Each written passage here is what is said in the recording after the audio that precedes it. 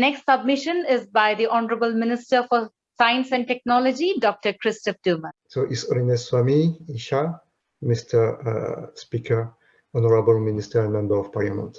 So, digitalization is playing a key role in science and technology, and science and technology is playing a key role in digitalization. Digitalization is used in every sector of science: computing, data acquisition, agronomy, astronomy, and so on. And on the other hand, science and technology is used for developing more performant digital tools. The last trends are quantum technology, AI, machine learning, and so on. But we already discussed about that. We are at the point that the digitalization will not need any more human being for creating more powerful digital devices. Digitalization pervades in each field of the society. Artificial intelligence is inventing itself new theory in physics. In arts, AI creates picture, music, and video. But most of the scary use of AI is defense field. Autonomous weapon can strike at any moment without any human intervention. And I remember a discussion I had with Ambassador Batsanov during the GEP 2014 in Geneva. And Sergei Batsanov was the winner of the Nobel Peace Prize.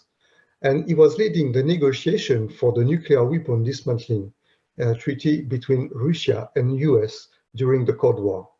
And I asked him what was his present fear. He replied without any hesitation, the digitalization. He explained me that nobody can guarantee that a weapon cannot be hacked. Then he said that nuclear weapons are fully automatized, and we don't know what can happen if someone is taking the control. Since digitalization is spreading very quickly in all branches of the society, it is necessary to assess the consequence at all levels. And first, we should wonder, is digitalization white matter domination or black matter domination? And digitalization requires many rare earth mineral and precious metal. The mining is very polluting and creates a lot of suffering for the miners as well as for the planet Earth. This negative energy is definitely affecting the end user. Moreover, the technology used in digitalization creates electromagnetic field at high frequency. Digitalization is clearly addictive. Many teenagers are not able to let their smartphone from waking time to bedtime. This addiction is due to the strong attraction energy, which is black matter energy. The application of digitalization is also black matter domination, because digitalization is always used for materialistic purpose. There is no doubt that the current digitalization is strongly black matter dominated. Therefore, we should use it very carefully. Otherwise, the human society and the human beings will be strongly out of balance. It has the potential to destroy humanity. Digitalization is already implemented and we cannot discard it. Therefore, we need to balance this negative energy by a positive one. A digit relates to information, and information is vibration or energy. There are two kinds of information. One information is objective information, and the second is subjective information. Objective information are analyzed by gross senses, while subjective information are analyzed by subtle senses. Based on the human subtle senses, we should develop a new field of digitalization, a subjective digitalization. As Swami already explained, a digit is a quantum of energy changing from one state to another one. Recently, scientists from Trinity College Dublin shown that our brain could use quantum computation. Subjective digitalization is a new branch to be developed. As Swamiji explained in the Global Education Policy, subjective digitalization relates of two codes. The first one is DNA genetic code. It is the code of the gross body. This is the subjective hardware. The second one is the pranic genetic code. This is the subjective software. It is the code for intellect, mind, ego, ignorance, and consciousness. Subjective digitalization deals with pranic science. The introduction of pranic science in the curriculum was one of the main innovative points proposed by Swami Isha in the Global Education Policy for Total Consciousness last year. This year, the present topic of the GEP is maintaining our humanity in digitalized world. There are two words, two keywords, digitalization and humanity. Human being is not only a branch of cells. Human being is also made of thought, emotion, ego, ignorance, and consciousness. If we want to maintain our humanity, we must understand the pranic genetic code. There is no other way. Also, my submission as Minister of Science and Technology is to develop a new research area, the subjective digitalization, and a subtopic, which is the pranic genetic code. Thank you. Honorable Sir, we shall now have the response by the Honorable Minister for Finance, Professor V. Unnikrishnan Nayar. Professor Unnikrishnan, please. It's a nice presentation, and I just want to say it's one thing that should be considered for the development, sustainable development, whether it can be sustained in our earth. So all things that are being said about the science, one thing we have to be very careful is whether it can be sustainable as far as the human beings are concerned. If it is not sustainable, such developments we have to control. That is one thing which I want to mention in the case.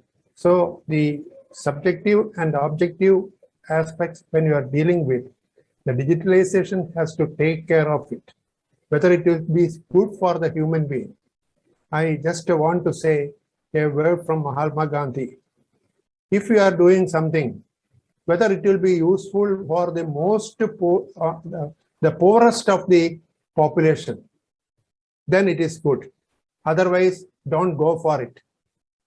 This was told by Mahatma Gandhi several times. This is one thing which I want to mention, whether the digitalization and all these aspects and the development in the science field, they must be for the development of the human being and for the development of all sections of the population. That is not happening now. And when the digitalization comes, it is affecting, it is being welcomed by few, but others are not able to get the benefit of that. This should be kept in mind. It should be for all. That is my response. Thank you. Yes, sir, I can see Dr. Guido would like to respond. Yes, Dr. Guido, most welcome.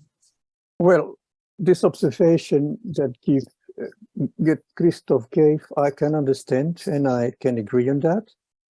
But what I was wondering also is the same thing with self-driving cars. In my opinion, almost 700 million people are in extreme poverty and 2 billion are in poverty. And now we are talking about digitalization, but is it not just for the rich countries? The other people, what will they do with it? If there is no, for instance, if there is no current, if there is no possibility for having steady electricity grids and so on, I think we are many times just talking for the welfare countries and not for the rest of the world. And that is a very, very big amount of people. Yes. Can I answer to Guido? Yeah, please. Okay, thank you. Yes, Guido, I totally agree that digitalization should be for everybody. We are global education, we are global energy parliament. It means global. We are not talking about just some country which are rich country, so we should include everyone. And what I proposed actually is to study the pranic life. Pranic life means life energy. Life energy is everywhere, also in poor country, and we can definitely help them because when we can assess if the prana is negative prana or positive prana, after we can correct that and we can help them.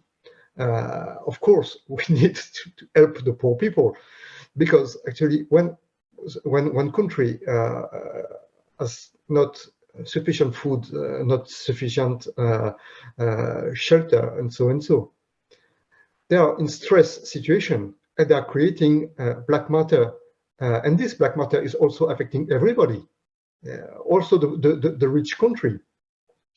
And we can see that many migrants are coming in the rich country because they have no food, they have no water, they are polluted everywhere.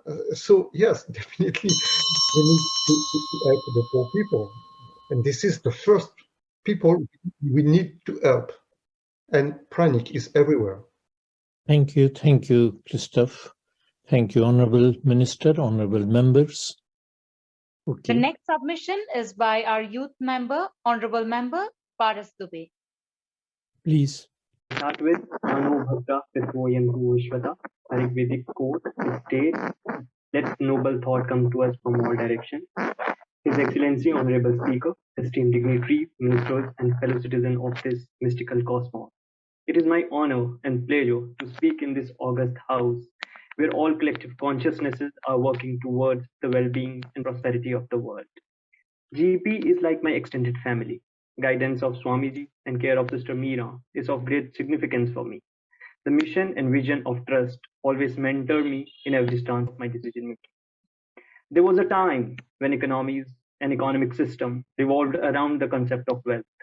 Then we saw the phase of resource management, and after the era of World War, the global family adopted the model of synergetic collaboration of free trade and social welfare.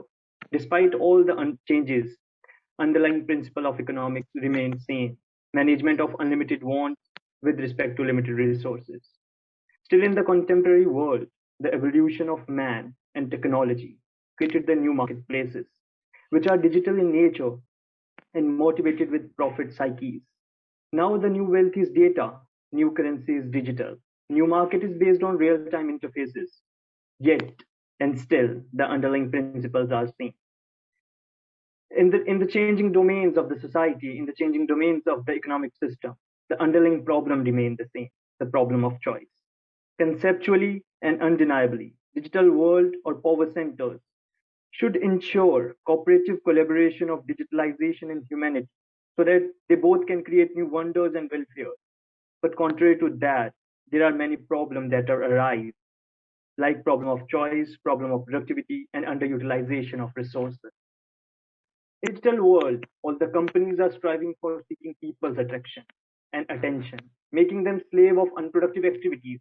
Our attentions are channelized in such a way that they can create more wealth for the powerhouses of the digital world. Issues of binge watching, exposure to sexually explicit and exploitative content, and wastage of productive time over digital platforms decrease productive power of humans. Productive power, which can create more awareness about climate change. Productive power, which can help him to understand value of our climatology, geobiology, and oceanography. Productive power, which can create more compassionate world, where one can feel more safe and secure. Productive power, which can drive democratic, progressive civilizational idea of tolerance, compassion, mutual growth, mutual development. Technology-driven world have more power, and they have immense power to create wealth by pushing us towards more tempting, sensational, and impulsive world. The world directing billions of people's thought, controlling their psyche, exploiting their needs, making them more materialistic. And people are unaware of all these facts, are just going by the flow. The fact how these attentions are misutilized and how these psyches are filled with unwanted stuff. Who should check it? Who should make a balance of it? So here the choice problem arises. What we should perceive, how we should perceive, it is not under our control, but it should be under control. Now intelligence are artificial, realities are augmented, chains are blocked, media are social, and human are reclusive and antisocial. In the world of consumerism, where demands are created by utilizing our sensation, which in turn making us more vulnerable emotionally and physically. So where are the solutions? Here is the solution. In the world full of temptation, we should maintain our constructive and composed temperament. In the world full of sensation, we should channelize our senses for more sensitive society. In the world full of impulsive activities, we have to reflect more positively and deflect what is augmented for unkind self-interest. Choice is ours. What we want, choice is yours. What you want. We have to push our policies in such a manner that the digital institutions will persuade us for more progressive future and constructive present. Technology should increase the productivity of those who became paralytic by act of God or accident. It is also a responsibility of tech companies not to mentally or physically paralyze those who want to make change in the world. More than cryptology, we need synthesis of cryptology and productive psychology. Humane blockchain technology is the compulsory and mandatory provision for the development of the global society. With technology advancement, we should understand the realities of climate change. Understanding of more progressive, tolerative, democratic societies is the need of hour. We have to set boundaries so that we can use digital world as a tool and don't become its tool. Present world, which have the legacy of progressive, constructive, and welfaristic past, striving for more inclusive, innovational, and safe, secure present and future. To increase productivity, society has to ensure technology should become eye of those who don't possess eye. Provide education to those who are inquisitive, who wants to learn something new. Enhance knowledge and wisdom of those who wants to increase their wisdom and knowledge, and make them more aware who are unaware of the individuality and social responsibilities. Need of hour is equilibrium between digital world and real world, and both should work hand in hand so that we can progress for a more progressive society. Digital technology should protect people's actual right. It should revolve around him and not revolve around money-minded thinking. People should benefit from a fair online environment, be safe from illegal and harmful content. Digital environment should be safe and secure. Tech should unite, not divide, real consciousness of people so that we can create more inclusive, tolerative, safe, and sustainable society.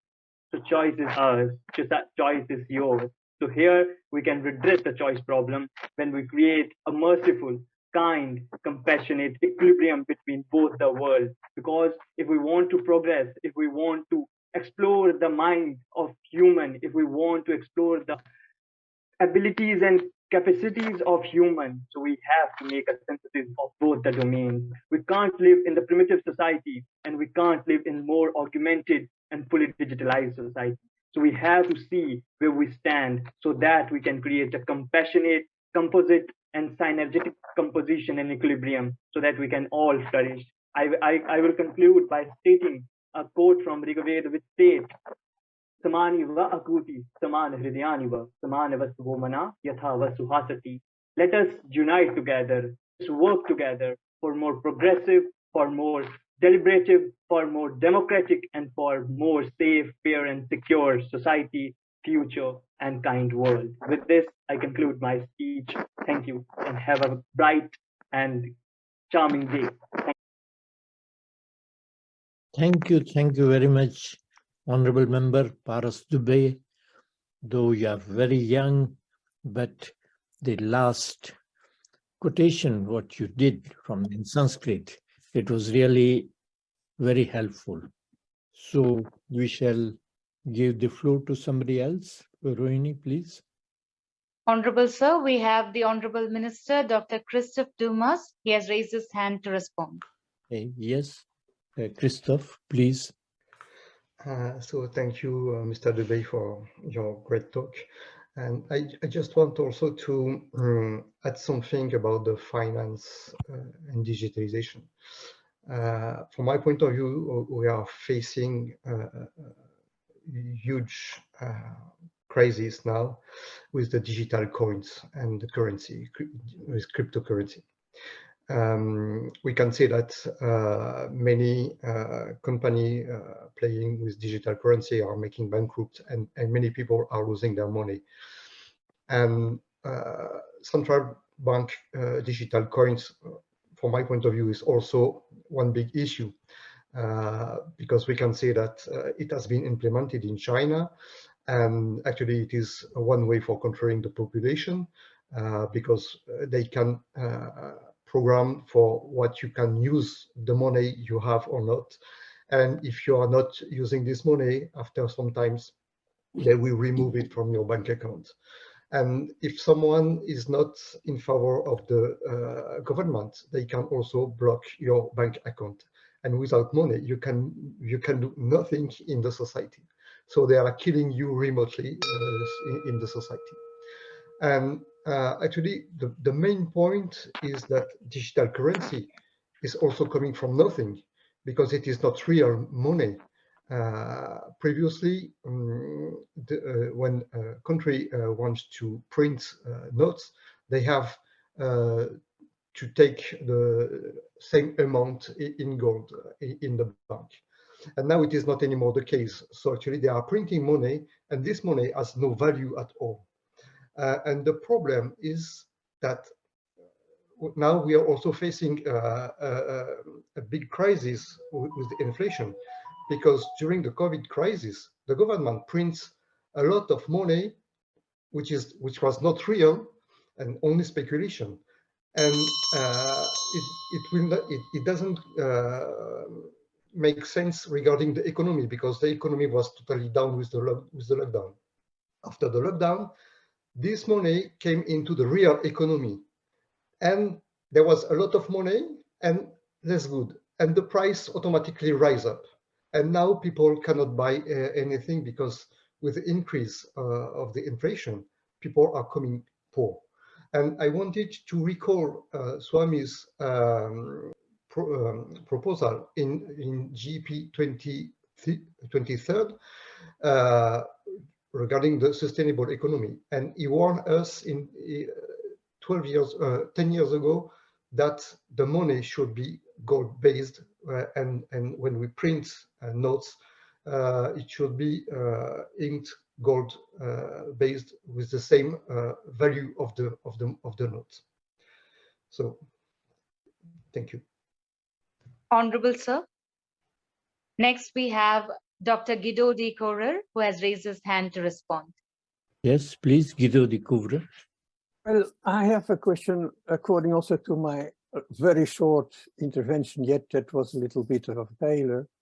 But if you say, if I listen to you, then I can say that there is a lot of people with free will. But on the other hand, you mentioned a lot of digitalization as this Facebook and all these platforms. I wonder how many people still can have a free will. It depends on their degree of evolution, in my opinion. It is not to say that all people have a free will. And for those who have nothing at all, even no food, and that are about 700 million according to the United Nations, then I wonder who is taking these things. Is it just an academical question, or what is it? Is it not too easy to say we have to choose? I think many people are chosen by the digitalization world. That means the papers, the computer news, and so on and so on and on. And I really wonder if it is possible to say that we are just to will. What is your reply on that? May I hear it? Yes, good. I want to respond to both the worthy members. First, sir, he raised a very beautiful point that before the modern era, before the digitalized era, we have economies where money is backed by gold or like a similar metal, which is of very rare and precious nature. But in nowadays, we have cryptology and cryptocurrency. The problem is here is very clear. It is all about a management, a legal system that we need.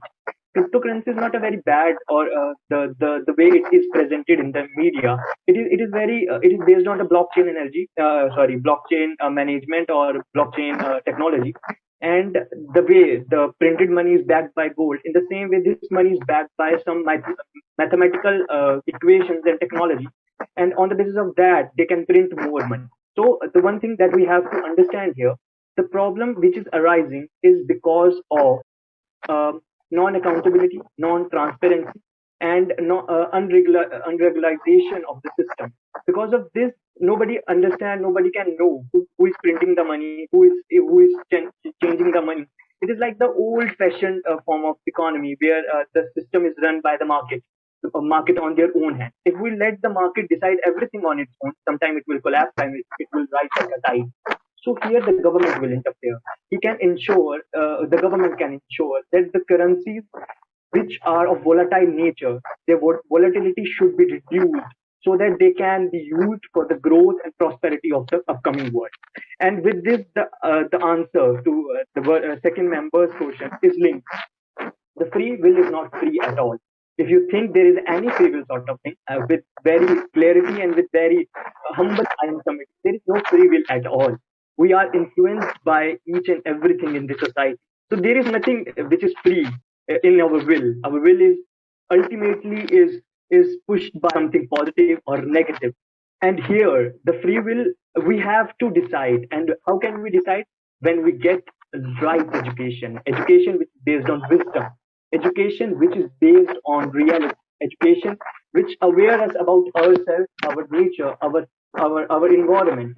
When we get aware, exactly aware what they are in spiritual and actual terms, in scientific terms, then we understand what is free will.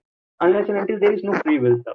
And second thing, where we can strive equilibrium between digitalized and free will world, so that there is a notion, so that we can create a very synthesized, a very progressive society, rather I should put it this way, a very progressive society where digitalized world, which is a need of our civilizational world, which we had in a legacy form. So we need a synthesis of both. And as sir mentioned, if we print this cryptocurrency or digital currency, it will automatically what can we say, solve the problem of this resource crunch that are faced by certain section of the population. And here government again has to interfere. When there is a system collapse, government has to interfere so that system can come to its own access. So when government channelizes digital currency or digital money or uses blockchain technology and distribute the money or distribute the resources in such a manner that they can fulfill the basic and superficial demands of people, automatically we can fulfill the demand of 7 million, not 7 million. You might think I'm just blabbering the thing, but we can sustain the life not on this planet, on the whatever planet we want. But we have to see, but we have to use our wisdom in a more kind and compassionate manner.